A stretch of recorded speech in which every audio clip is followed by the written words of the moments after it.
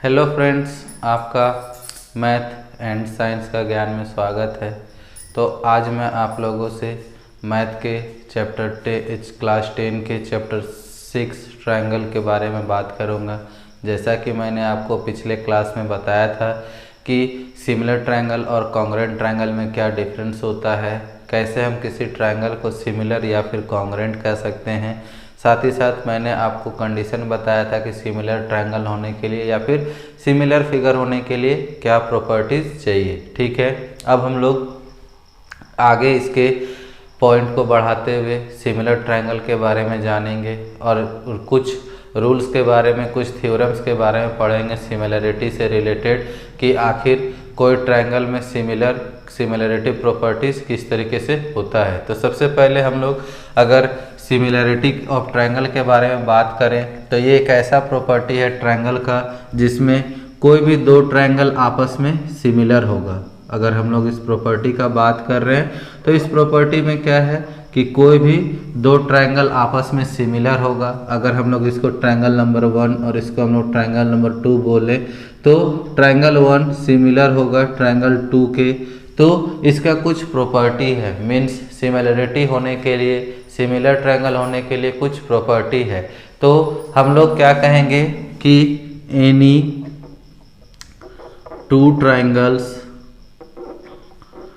Are similar, कोई भी दो ट्रायंगल सिमिलर होगा।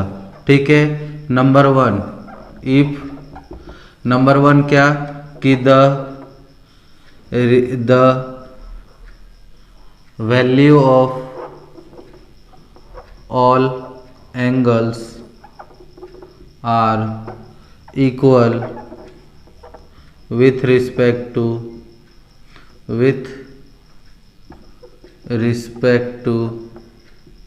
corresponding triangle। क्या चीज कि कोई भी एक ट्रायंगल जो है the value of all angle are equal with respect to corresponding triangle कि जितना भी वैल्यू होगा किसी एक एंगल का, means the value of all angles of a triangle are equal with respect to corresponding triangle कि एक ट्रायंगल का जितना भी एंगल्स का वैल्यू होगा वो उसके कॉरस्पॉन्डिंग ट्रायंगल्स के सारे एंगल्स के इक्वल होगा। अगर माना जाए तो ये एंगल इसके बराबर होगा, ये एंगल इसके बराबर होगा और ये एंगल इसके बराबर होगा। अगर इसको ए बोले, इसको बी बोले, इसको सी, तो ये हमारा 1, 2 और 3, मतलब कि एंगल ए जो है एंगल 1 के इक्वल हो सकता है, एंगल बी जो है एंगल 2 के इक्वल होगा और एंगल सी जो है एंगल 3 के इक्वल होगा। मीन्स जिसका वैल्यू जिसके साथ मैच करेगा वो एंगल उसके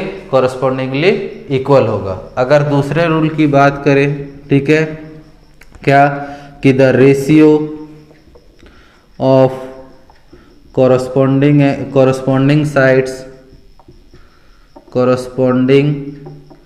sides are in same ratio.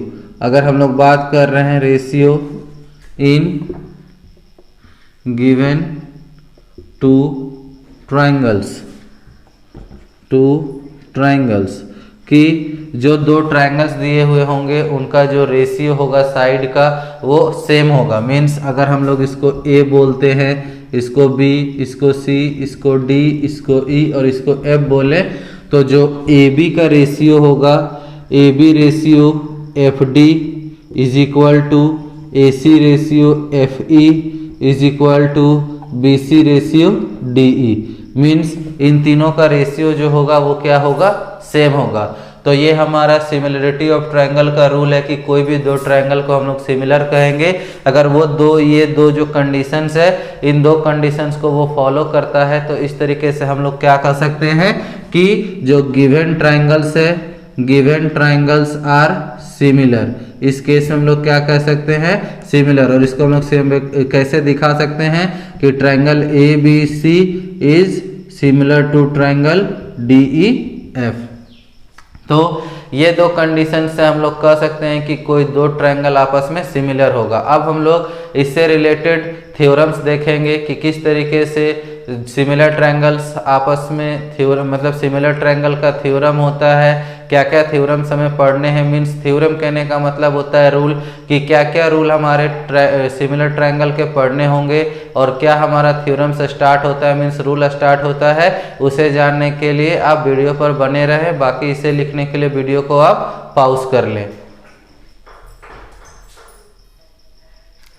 अब हम लोग इसके नेक्स्ट पॉइंट थ्योरम्स के और आगे बढ़ते हैं, जिसमें हमारा पहला थ्योरम आता है जिसे हम थ्योरम 1 या फिर थ्योरम 6.1 के नाम से भी जानते हैं, जिसमें क्या कहता है कि if a line is drawn parallel to one side of a triangle to intersect the other two side in separate point, the other two sides are divide in the same ratio. मतलब हमारा क्या कहता है कि एक triangle है जिसमें कहता है कि अगर हम लोग एक साइड के पैरेलल एक लाइन खींचे जो दोनों साइड्स को सेपरेटली टच करता हो, जैसा कि यहाँ पर आप डायग्राम में देख सकते हैं, तो कहता है क्या इस स्थिति में आप हमको ये बताइए कि क्या हमको प्रूफ करना है कि AD बाई DB, ठीक है, AD by DB is equal to AE by EC, मतलब AD by DB by AE by EC, ठीक है, ये हमको प्रूफ करना है। तो हम लोग सॉल्यूशन में क्या स्टार्ट करेंगे कि let draw draw DM perpendicular to AC and EN perpendicular to AB। हम लोगों ने क्या ड्रॉ किया है कि DM perpendicular to AC and EN perpendicular to BD and join BE and क्या हो जाएगा CD, ठीक है। अब हम लोग क्या करेंगे, नाउ आपको पता है कि एरिया ऑफ ट्रायंगल क्या होता है, एरिया ऑफ ट्रायंगल क्या होता है, एरिया ऑफ ट्रायंगल क्या होता है, half into base into height होता है, ये आपको जनरली पता है। तो हम लोग किसका पहले एरिया निकालेंगे, हम लोग सबसे पहले एरिया निकालेंगे ADE का। तो क्या कि एरिया आपको क्लास 9 से याद होगा कि एरिया को हम लोग AR लिखते हैं, एरिया ऑफ ट्रायंगल ADE क्या हो जाएगा हमारे पास, हाफ बेस हमारा क्या हो जाएगा इसके लिए AD हो जाएगा, ठीक है, बेस हमारा क्या होगा AD हो जाएगा और ये क्या हो जाएगा हमारे पास DM, ठीक है। तो AD into DM perpendicular by base, ठीक है। आप इसे इक्वेशन 1 लिखिए। नाउ अब हम लोग किसका निकालेंगे, अब हम लोग निकालेंगे किसका, अब हम लोग निकालेंगे BDE का, ठीक है, एरिया ऑफ BDE का। इसमें क्या हो जाएगा हाफ इंटू, इसके लिए हमारा क्या हो जाएगा, हमारे लिए क्या है BDE, तो BD हमारा हो जाएगा बेस और इसके लिए भी परपेंडिकुलर हम लोग क्या लिखेंगे DM। तो ये हो गया हमारा दो इक्वेशंस जिसके अनुसार अब हम लोग आगे बढ़ेंगे। अब हमारे पास क्या चाहिए कि ये चाहिए हमारे पास, अब इस तरफ के लिए हम लोग आगे बढ़ेंगे, इस तरफ के लिए बढ़ेंगे तो क्या लिखेंगे, नाउ एरिया ऑफ किसका ट्रायंगल, क्योंकि हमको देखिए यहाँ पर हम लोगों ने क्या निकाला है AD बाई BD हम लोगों ने निकाल लिया है, या फिर आप इसको DB भी लिख सकते हो, जैसा कि क्वेश्चन के अनुसार है हम लोग इसको DB भी लिख सकते हैं। अब हम लोगों को क्या चाहिए AE बाई EC चाहिए, तो AE बाई EC निकालने के लिए हम लोग क्या करेंगे, हम लोग ADE का निकालेंगे, ADE, फिर से हम लोग एरिया ADE ही निकालेंगे जो होगा हाफ इंटू AD हमारे पास ये आएगा। इस बार हमारे पास इसके लिए क्या आ जाएगा EN आएगा, तो हम लोग इसके लिए क्या लिखेंगे परपेंडिकुलर को EN लिखेंगे। फिर से उसी तरीके से एरिया ऑफ किसका BDE निकालेंगे, BDE, या तो फिर हम लोग इस बार क्या चेंज कर देंगे क्योंकि हमको इस साइड का पोर्शन चाहिए, तो क्या लिखेंगे ट्रायंगल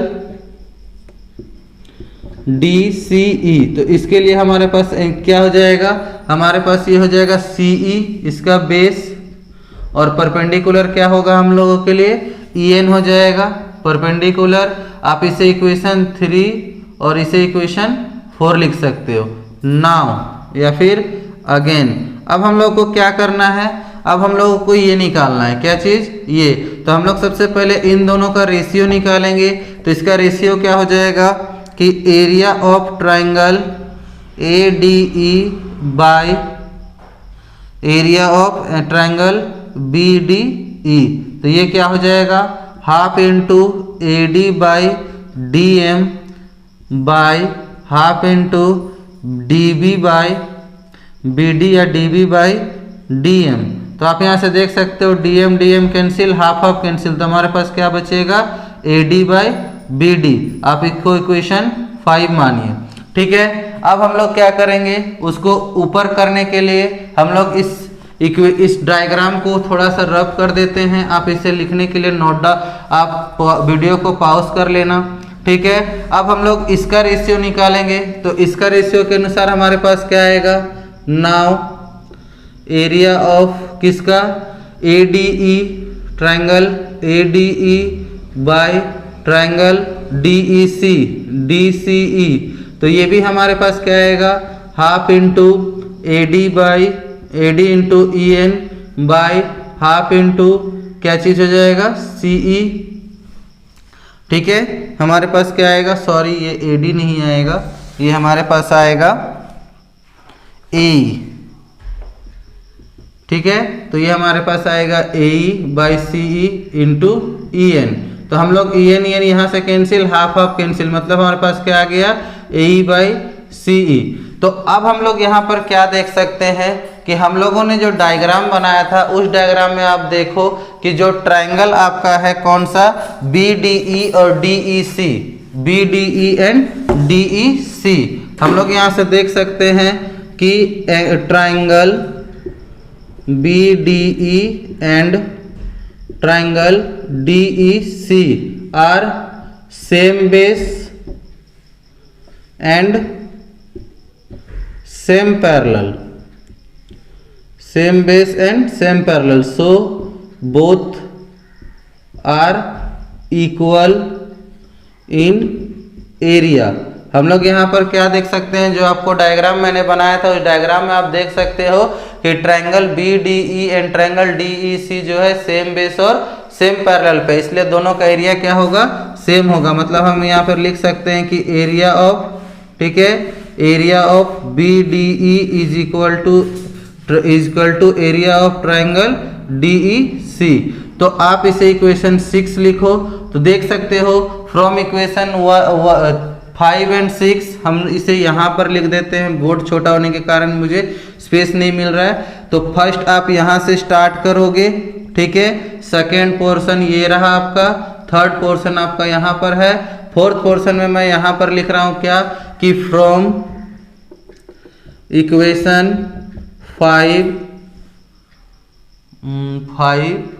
ये 6 और ये 7, from equation 5, 6 and 7 we get, हम लोगों को क्या मिलेगा, AD बाई, जो हम लोगों को प्रूफ करना था, AD by DB is equal to AE by EC।